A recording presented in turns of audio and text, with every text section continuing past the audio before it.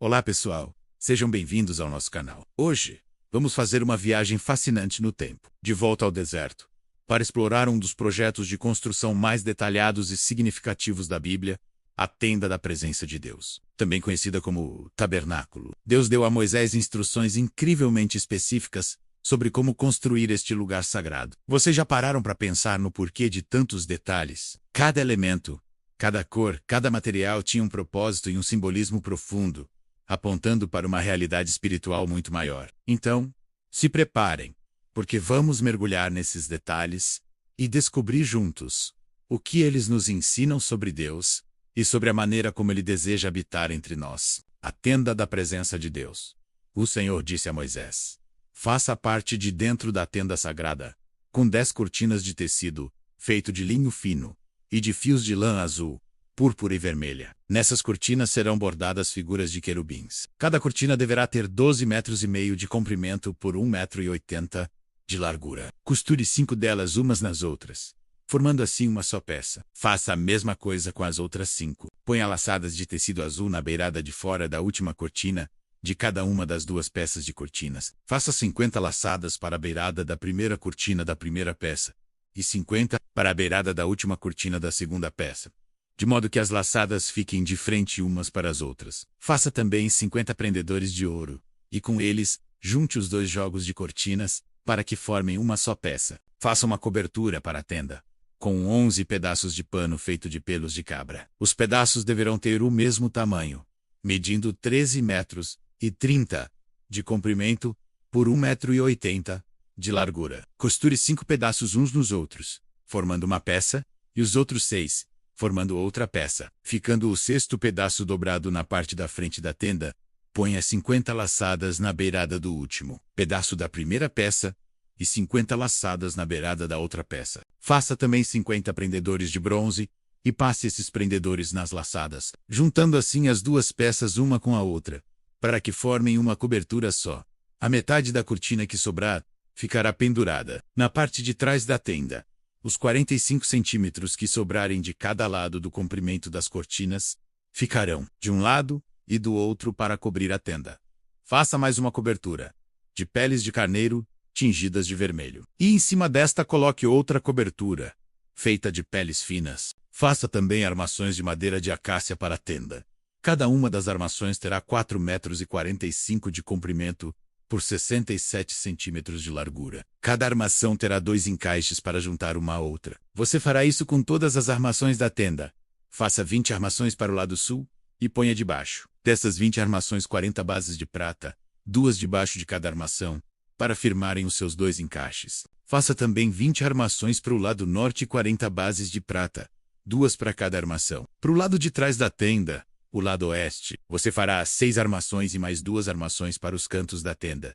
Essas armações dos cantos deverão ser juntadas na base, formando uma só peça, até a primeira argola, que fica na parte de cima. As 2 armações que formam os 2 cantos deverão ser colocadas desse jeito. Portanto, haverá 8 armações com as suas 16 bases de prata, 2 debaixo de cada armação. Faça 15 travessas de madeira de acácia, 5 para as armações de um lado da tenda, 5 para as armações do outro lado, e 5 para as armações do lado oeste. Na parte de trás, a travessa do centro passará a meia altura entre as armações, de um lado da tenda até o outro. Revista de ouro essas armações, e ponha nelas argolas de ouro, por onde passarão os cabos, que também deverão ser revestidos de ouro. Arme a tenda de acordo com o modelo que eu lhe mostrei no monte. Faça uma cortina de tecido feito de linho fino e de fios de lã azul, púrpura e vermelha e bordada com figuras de querubins. Pendure essa cortina em 4 postes de madeira de acácia, revestidos de ouro, que terão prendedores de ouro e serão fixados em 4 bases de prata. Pendure a cortina debaixo dos prendedores e atrás da cortina ponha a Arca da Aliança,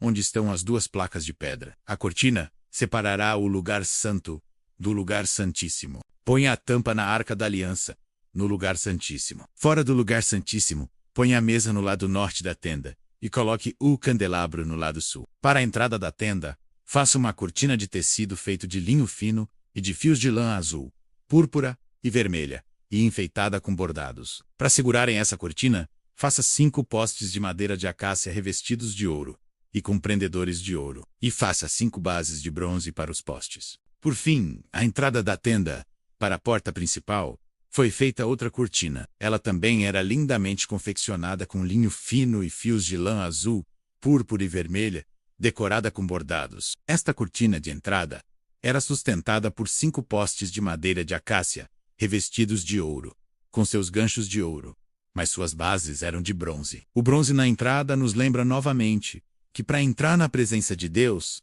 é preciso passar pelo juízo sobre o pecado. Essa porta era o único caminho para entrar na tenda, assim como Jesus declarou: "Eu sou a porta. Quem entra por mim será salvo." Curiosidades de Êxodo capítulo 26. O capítulo descreve o interior do tabernáculo. Enquanto capítulos anteriores falam dos móveis sagrados, Êxodo 26 detalha a estrutura, as cortinas e as divisões do lugar onde Deus habitaria. As cortinas tinham querubins bordados. Os querubins simbolizam a presença celestial e a santidade de Deus, lembrando o Éden, Gênesis 3:24, e mostrando que o tabernáculo era um reflexo do céu. O linho fino representa pureza. O linho retorcido aponta para santidade, justiça e perfeição. Características exigidas para se aproximar de Deus. As cores têm significados espirituais. Azul, céu, e o divino púrpura. Realeza, escarlate. Sacrifício e redenção, o véu separava o santo do santíssimo lugar. Essa divisão mostrava que o acesso à presença direta de Deus era restrito, algo que só mudaria com o sacrifício de Cristo. Mateus 2:7-51. As tábuas de madeira eram revestidas de ouro. A madeira simboliza a humanidade, e o ouro, a divindade, uma figura que muitos associam a Cristo, humano e divino. Tudo seguia medidas exatas. Deus é um Deus de ordem e precisão, não de improviso. Nada no tabernáculo era aleatório. O tabernáculo era portátil. Isso mostra que Deus caminhava com o povo, não estava preso a um templo fixo. As bases de prata sustentavam a estrutura. A prata, em outros textos bíblicos, está ligada à redenção, indicando que a presença de Deus repousa sobre um fundamento redentor. O tabernáculo era simples por fora, glorioso por dentro. Por fora, havia peles, por dentro, ouro e beleza.